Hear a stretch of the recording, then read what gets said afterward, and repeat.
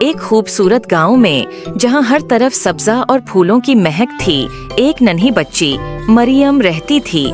مریم بہت شرارتی اور چلبلی تھی اور گاؤں کے آس پاس کھیلنا اور نئی جگہیں تلاش کرنا اس کا پسندیدہ مشغلہ تھا۔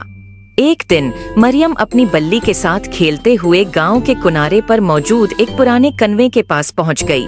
کنواں دیکھنے میں بہت گہرا اور خوفناک لگ رہا تھا، لیکن مریم کو تجسس ہوا کہ کنویں کے اندر کیا ہو سکتا ہے۔ جب مریم کنویں کے کنارے پر جھک کر نیچے دیکھنے کی کوشش کر رہی تھی تو اس کا پاؤں پھسل گیا اور وہ کنویں کے اندر گر گئی۔ کنواں بہت گہرا تھا اور مریم کے چیخنے کی آواز گونجتی، لیکن وہ کنویں کے اندر پھنس گئی۔ کنویں کے اندر بہت اندھیرا تھا اور مریم کو بہت ڈر لگ رہا تھا۔ وہ رو رہی تھی اور مدد کے لیے پکار رہی تھی۔ اچانک ایک نرم اور چمکدار روشنی کنویں کے اندر پھیل گئی اور مریم نے دیکھا کہ ایک خوبصورت پری اس کے سامنے نمودار ہو گئی ہے۔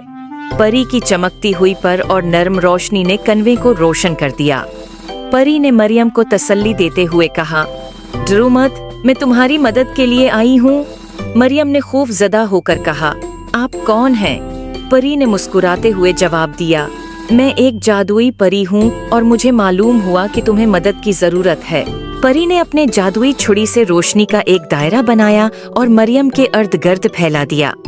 مریم نے دیکھا کہ اس کے قدموں کے نیچے زمین ہموار ہو گئی ہے اور اس کا خوف کم ہو گیا ہے۔ پری نے کہا، تمہاری حفاظت میری ذمہ داری ہے، آؤ میں تمہیں یہاں سے باہر لے چلوں۔ پری نے اپنی چھڑی سے ایک راستہ بنایا جو کنویں کے اوپر تک جاتا تھا۔ مریم نے خوف زدہ ہو کر پوچھا، کیا میں اس راستے سے اوپر چڑھ سکتی ہوں؟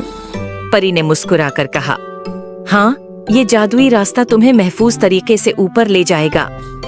مریم نے ہمت جمع کی اور جادوئی راستے پر قدم رکھا۔ جیسے ہی وہ اوپر چڑھنا شروع ہوئی، پری اس کے ساتھ ساتھ اڑتی رہی اور اس کی حفاظت کرتی رہی۔ مریم نے دیکھا کہ کنویں کی دیواروں پر خوبصورت مناظر بنے ہوئے ہیں اور وہ دیکھ کر خوش ہو گئی۔ آخر کار مریم کنویں کے اوپر پہنچ گئی اور اس نے خوشی سے چیخ ماری، میں آزاد ہو گئی۔ پری نے مریم کو گلے لگایا اور کہا، تم بہت بہادر ہو، ہمیشہ اپنی ہمت کو قائم رکھنا۔